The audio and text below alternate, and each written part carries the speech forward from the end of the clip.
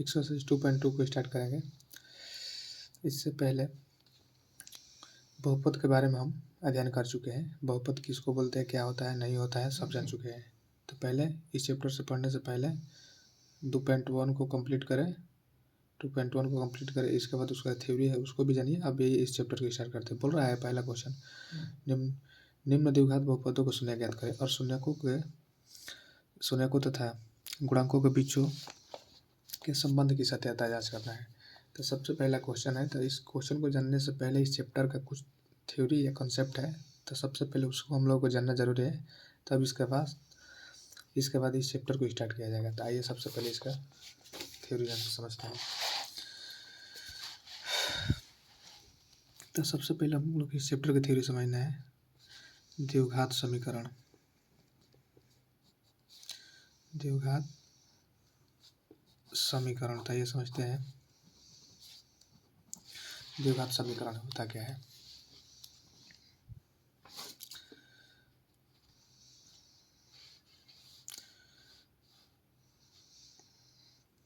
देखिए, द्विघात समीकरण का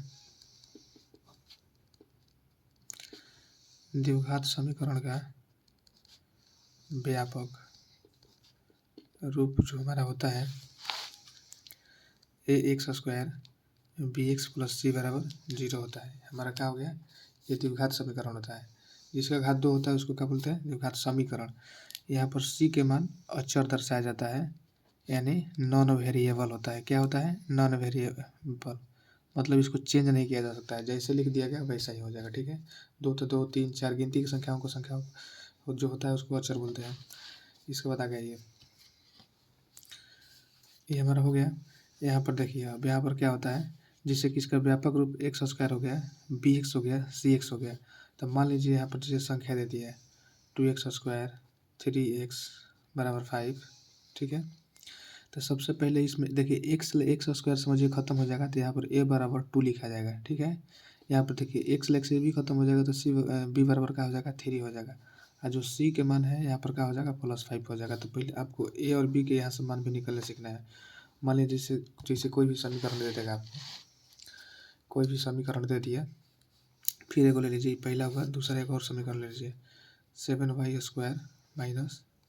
3y + 2। तो यहाँ पर बोलेगा a का मान क्या होगा, तो a हमारा क्या लिखा है, इसका व्यापक रूप a होता है ना, ax² + bx = 0। तो जब व्यापक रूप हमारा होता है तो समझेंगे कि a के जो मान होता है, a के जगह पे जो भी मान होगा उठा के रखेंगे, वही a का मान हो जाएगा। b देखिए, b के जगह पे क्या है, चिन्ह के साथ रखेंगे, अगर प्लस होगा तो प्लस, माइनस होगा तो माइनस। तो चिन्ह के साथ अगर हटाएंगे तो यहाँ पर -3 होगा, तो b के मान -3 हो गया। c के मान यहाँ पर चिन्ह के साथ रखेंगे, क्या है, 2 हो जाएगा। ठीक है, तो यही हमारा a और b के मान हो गया। इसका 2 शून्यक होता है। जब भी द्विघात समीकरण को हल करेंगे बहुपद को, तो उसमें क्या होता है, 2 शून्यक होता है। तो समीकरण में और बहुपद में अंतर होता है। देखिए, समीकरण में बहुपद में अंतर यही होता है कि जैसे यहाँ पर अगर बराबर में 0 लग गया, ठीक है, तो ये हमारा समीकरण हो जाता है। ठीक है, लेकिन अगर 0 हटा देते हैं तो हमारा बहुपद हो जाता है। ये क्या हो जाता है, हमारा द्विघात बहुपद हो जाएगा। कैसे कि इसमें से बराबर से 0 हट गया है, तो बस समीकरण में बराबर में 0 लगा देंगे या कोई भी मान लगा देंगे, यहाँ पर 0 लगा देंगे तो हमारा क्या हो जाएगा, द्विघात समीकरण हो जाएगा। लेकिन बहुपद में बराबर में नहीं होता है, शून्य, इसीलिए हमारा क्या होता है, द्विघात बहुपद बोला जाता है। तो बहुपद और समीकरण में अंतर समझ में आ गया। तो सबसे पहले द्विघात बहुपद के हमारा 2 शून्यक होता है। तो पहला शून्यक मान लीजिए अल्फा, दूसरा मान लीजिए बीटा। अल्फा बीटा इससे कोई डिपेंड नहीं होता है। आप जो इसका आपका मर्जी करे, एक्स मानिए, वाई मानिए, ए मानिए, बी मानिए, सी मानिए, डी मानिए, कुछ भी मानिए, लेकिन 2 मान आपको मानना होगा। कैसे कि द्विघात समीकरण के हल करने पर 2 इसका शून्यक प्राप्त होता है। हो गया। तो सबसे पहले इसमें देखते हैं कि इसमें कुछ और नियम होता है। तो सबसे पहले इसका शर्त होता है, इसमें 2 नियम होता है, जानिए। एक होता है शून्यकों का, ठीक है, योगफल, इसका फार्मूला है शून्यकों का योगफल। योगफल मतलब होता है जोड़। ठीक है, तो 2 शून्यक होता है, एक अल्फा + बीटा, तो इसका सूत्र होता है -b/a। ठीक है, b हम बताएंगे क्या होता है, a भी बताएंगे क्या होता है। अब बताएं भी पहले ऊपर, यहाँ पर ऊपर में ये वाला कॉन्सेप्ट। ठीक है, इसके बाद आ गया ये दूसरा, शून्यकों का जो हमारा होता है गुणनफल होता है। गुणनफल मतलब होता है गुणा। तो शून्यक हमारा कितना है, 2 है, तो दोनों शून्य से कराना है, गुणा करा देना है। तो इसका फॉर्मूला होता है C/A, ये हमारा है बीटा है, ठीक है। अब देखिए हमारा इस पर बी में क्या होगा, जब जैसे जो माइनस बी है तो जो बी के मान रहेगा इसको हम लोग जब भी इस फॉर्मूला का यूज करेंगे, ठीक है, तो हम लोग द्विघात समीकरण को जांच करने में इस फॉर्मूला का यूज करते हैं, ठीक है ना। जांच इसी दोनों नियम से करेंगे, ठीक है, वेरीफाई। तो सबसे पहले बात है हम लोग चैप्टर प्रश्नावली स्टार्ट करते हैं 2.1 2.2 को स्टार्ट करने जा रहे हैं। तो सबसे पहला जो क्वेश्चन है x² - 2x - 8। सबसे पहला क्वेश्चन को हल करते हैं।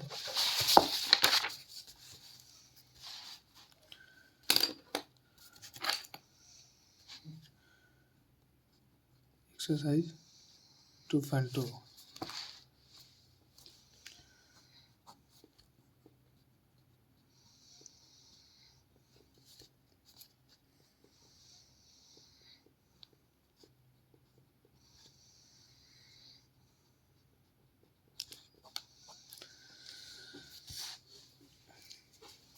तो पहला जो हमारा क्वेश्चन है x²,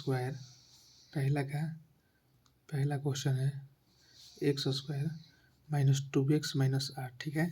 तो बोल रहा है इसको हम लोग क्या ज्ञात करना है, शून्य ज्ञात करना है और शून्यकों के बीच, ठीक है, इसको सत्याता को जांच भी करना है। तो सबसे पहले देखिए इसको शून्य को हम लोग ज्ञात कर रहे हैं। क्वेश्चन तो हमारा यही हो गया, ठीक है। तो शून्य ज्ञात करने के लिए सबसे पहले देखिए इसमें क्या करते हैं। सबसे पहले शुरू और आखिरी वाला में हम लोग सबसे पहले गुणा कराते हैं। यहाँ पर ऑफ ले लेते हैं। शुरू और आखिरी वाला में क्या करते हैं, सबसे पहले गुणा कराते हैं। तो जब भी गुणा करेंगे देखिए x² हो गया शुरू वाला, आखिरी वाला क्या है -8 है, ठीक है। तो दोनों में गुणा करा देंगे तो x² आ जाएगा, -8 x² आएगा, ठीक है। सबसे पहले यहाँ पर 8 को फैक्टर करेंगे, ठीक है। तो फैक्टर करेंगे तो देखिए हमारा फैक्टर कितना आएगा, यानी घनिष्ठ गुणनखंड करेंगे तो हमारे इस फॉर्म में आ गया, ठीक है। अब इस संख्या को ऐसा हम लोग इसको शूट करेंगे, मतलब सेट करेंगे, ठीक है। तो इस संख्या को हम लोग को गुणा करने पर -8 आ जाना चाहिए इसी संख्या में, ठीक है। अब x प्रजाति से बोल रहा है तो आपको खुद अपने दिमाग से इसमें x रखना पड़ेगा। कैसे कैसे x रखेंगे देखेंगे।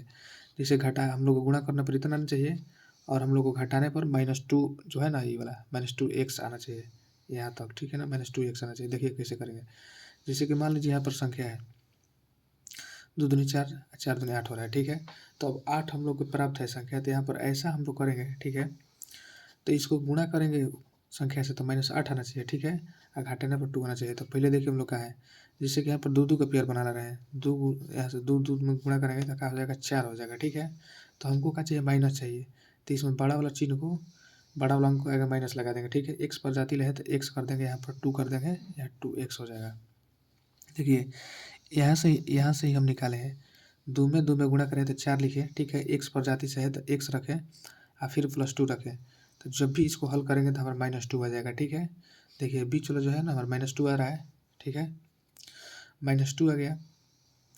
इसके बाद इसी संख्या से गुणा करेंगे तो हमारा कितना आना चाहिए, -8 x² आना चाहिए। तो 4 दूनी 8 भी हो जाएगा, प्लस माइनस माइनस हो जाएगा, x में करेंगे गुणा तो x² हो जाएगा।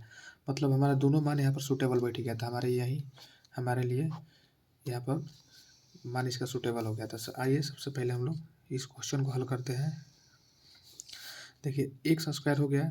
अब बीच वाला संख्या को यहाँ पर इसको विस्तार करेंगे तो इतना आएगा। कैसे है आपको समझाइए दिए। यहाँ पर रख देंगे 2x, यहाँ पर -8 रखेंगे, ठीक है। यहाँ पर 2 में कॉमन लिया जाता है। इस चैप्टर 8 में भी मतलब ऐसा क्वेश्चन है पढ़ने को मिला है, ये कोई नया क्वेश्चन नहीं बताया जा रहा है। देखिए तो सबसे पहले इसमें देखेंगे कि दोनों में कॉमन क्या है। तो कॉमन क्या है, x है, तो यहाँ पर x - 4 हो जाएगा। यहाँ पर कॉमन क्या है, दोनों में कॉमन 2 हो गया तो x - 4 हो गया। जब देखिए दोनों मिलता है तो जब दोनों मिल जाएगा तो एगो लिखा जाता है, ठीक है। एक यहाँ के x और यहाँ का +2 दोनों ऐड कर दिया जाता है, ठीक है। तो हमारा 2 यहाँ पर ज्ञात हो गया, 2 माना गया। तो सबसे पहले इसको हम लोग शून्य निकालते हैं, शून्यकों की संख्या कितना होता है। देखिए जब भी शून्यकों की संख्या निकालना होता है तो यहाँ पर बराबर में 0 ले लेते हैं। तो x माइनस जब है बराबर अपना घर छोड़ के दूसरे घर में जाएगा, मान लीजिए आप ही अपने घर छोड़ के जब दूसरे घर में जाएंगे, बराबर के उधर जाएंगे तो किसी और घर में जाएंगे। तो मान लीजिए आपके पास अगर पैसा है, मान लीजिए 4 रुपया है, तो 4 रुपया है तो जब किसी जाइएगा दूसरे जगह तो खर्चा होगा ही, तो प्लस में हो जाएगा। अब मान लीजिए जैसे आप गरीब है, कहीं और जाते हैं, जैसे कि आप मान लीजिए किसी के यहाँ रिलेशन में चाहे जाते हैं तो गरीब होते हैं, तो जो हमारे रिलेशन वाला होते हैं थोड़ा मुँह दया आ जाता है तो क्या करते हैं, अगर कोई गरीब व्यक्ति होता है तो दूसरे के घर जाने पर रिलेशन में क्या होता है, थोड़ा कुछ आमदनी हो जाता है, यही ना है। तो इसके बाद यहाँ पर क्या हो जाएगा, माइनस है तो जब अपना घर छोड़ के दूसरे घर में जा रहा है तो प्लस में हो जाएगा, अगर प्लस में रहेगा तो क्या हो जाएगा, माइनस में हो जाएगा। तो एक हमारा शून्यकों की संख्या 4 आ गया, ठीक है। एक यहाँ पर इतना हो गया, तो जब भाई अपना घर छोड़ के क्या करेगा, बराबर को उधर जाएगा तो 0 माइनस का हो जाएगा 2, 0 मतलब कुछ होता ही नहीं है, तो 0 हटाइए तो डायरेक्ट इसे हो जाएगा -2। तो हमारे 2 को शून्य प्राप्त हुआ। एगो रख लीजिए अल्फा बराबर 4, बीटा बराबर -2। पहले वालों का अल्फा रखिएगा, दूसरे वालों का बीटा, ठीक है। इसके बाद आगे देखते हैं इसको हम लोग जाँच कैसे करेंगे। बोल रहा है कि क्वेश्चन को हम लोग को क्या करना है, जाँच करना है। तो जाँच के लिए हम लोग का फार्मूला होता है, देखिए जाँच के लिए क्या करेंगे, आपको पता है कि पहला जो हमारा फार्मूला होता है शून्यकों का गुणनफल होता है, ठीक है। शून्यकों का गुणनफल, तो गुणनफल में हमारा होता है alpha plus beta minus B बटा ए होता है, ठीक है। तो सबसे पहले हमारा क्वेश्चन क्या है, x² माइनस 2x माइनस 8 है, ठीक है।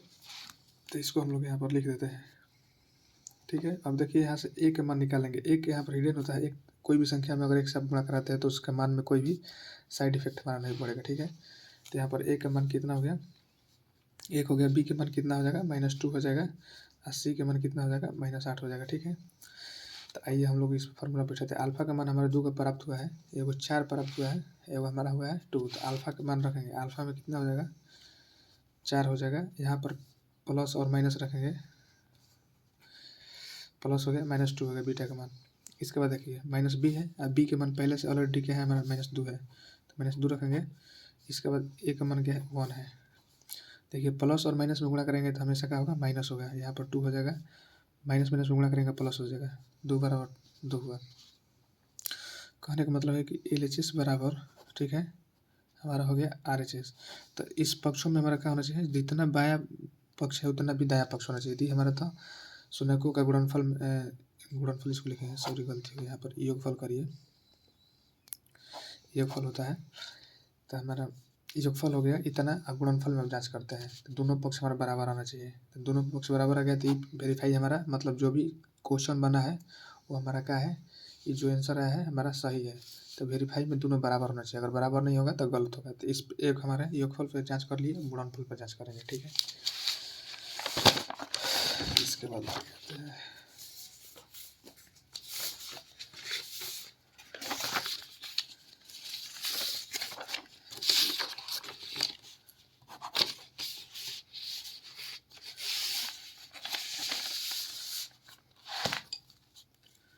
दूसरा है शून्यकों का गुणनफल। तो गुणनफल हमारा होता है अल्फा इंटू बीटा यानी सी बटा ए। तो देखिए सी का मान हमारा कितना है, तो सबसे पहले देखेंगे अल्फा का मान हमारा 4 है तो 4 रखेंगे, बीटा का मान -2 है। सी का मान देखिए कितना है, सी का मान हमारा -8 है, -8 भर देंगे। ए का मान कितना है 1 है, तो 1 भर देंगे, 1 भर दिए, ठीक है। तो यहाँ पर करेंगे तो देखिए 4 दूनी -8 हो जाएगा, -8 माइनस में कट जाएगा। तो जितना हमारा दाहिना बायां पक्ष है उतना ही हमारा क्या होगा, दाहिना पक्ष भी होगा। LHS मतलब होता है लेफ्ट हैंड साइड होता है, क्या होता है लेफ्ट हैंड साइड। RHS मतलब होता है राइट हैंड साइड। तो दोनों पक्ष बराबर हो गया, हमारा क्या हो गया यहाँ पर वेरीफाई, ठीक है। हमारा जांच जो है क्लियर हो गया। तो दोनों पक्ष बराबर आएगा तो अपना एकदम संतुष्ट हो जाएंगे कि हमारा जो भी बना है सही बना है, यही जांच बताता है, ठीक है।